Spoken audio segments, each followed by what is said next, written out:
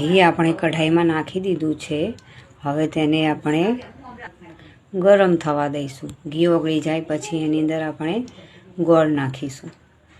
આ ગોળ આપણે અંદર નાખી દીધો છે કઢાઈમાં। હવે ત્યાંથી સતત હલાવતા રહેવાનું છે।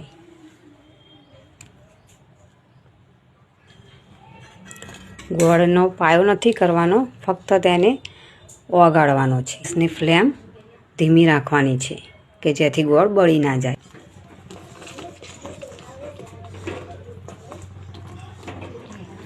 ગોળ થઈ ગયો છે, ઓગળીને મસ્ત થઈ ગયો છે। હવે આની અંદર આપણે જે ગુંદર આપણે 8-9 કલાક પહેલાં પલાળીને રાખ્યો હતો ઘીમાં, એ આપણે નાખી દેવાનો છે। તો ગુંદર આપણે આમાં નાખી દીધો છે। હવે આને સતત હલાવતા રહેવાનું છે। મગજતરીના બી, સિંગદાણાનો ભૂક્કો, પિસ્તાનો ભૂક્કો, કોપરાની છીણ છે, દ્રાક્ષ, કાજુનો ભૂક્કો,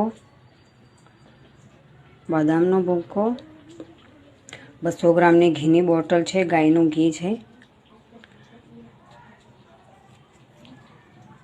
આ બધી જ સામગ્રી આપણે અંદર નાખવાની છે, જે વારાફરતી એક એક કરીને નાખીશું। હવે આપણે આની અંદર કોપરાની છીણ નાખવાની છે।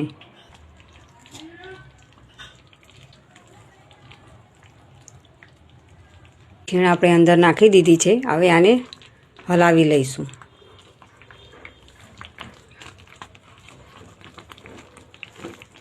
આપણી કોપરાની છીણ જે આપણે અંદર નાખી હતી એ સરસ ચડી ગઈ છે। 2 થી 3 મિનિટ થવા દીધું છે।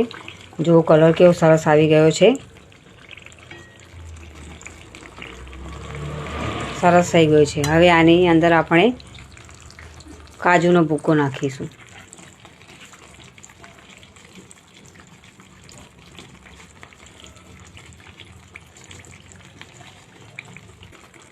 પછી બદામનો ભૂક્કો નાખીશું।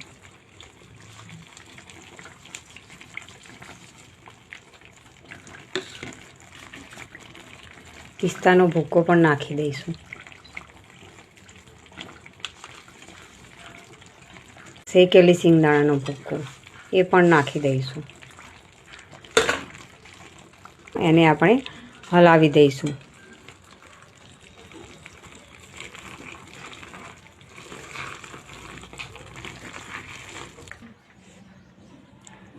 આ છે ગંઠોડા પાવડર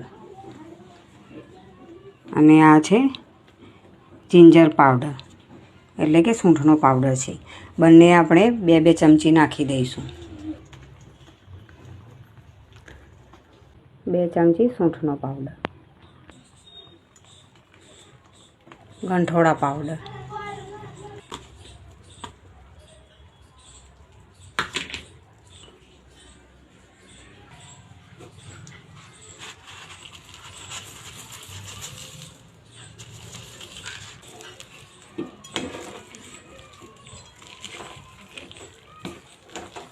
અને ગુંદર પાકમાં આટલું તો ઘી જોઈએ જ, કારણ કે જેથી એને રોજ ગરમ કરીને ખાતા ફાવે। અને આ ઘી છે તો જેના કારણે શરીર મજબૂત થાય, અને બધા ડ્રાય ફ્રૂટ્સ પણ નાખેલા છે તો એનાથી શરીરને પોષણ પણ મળે છે।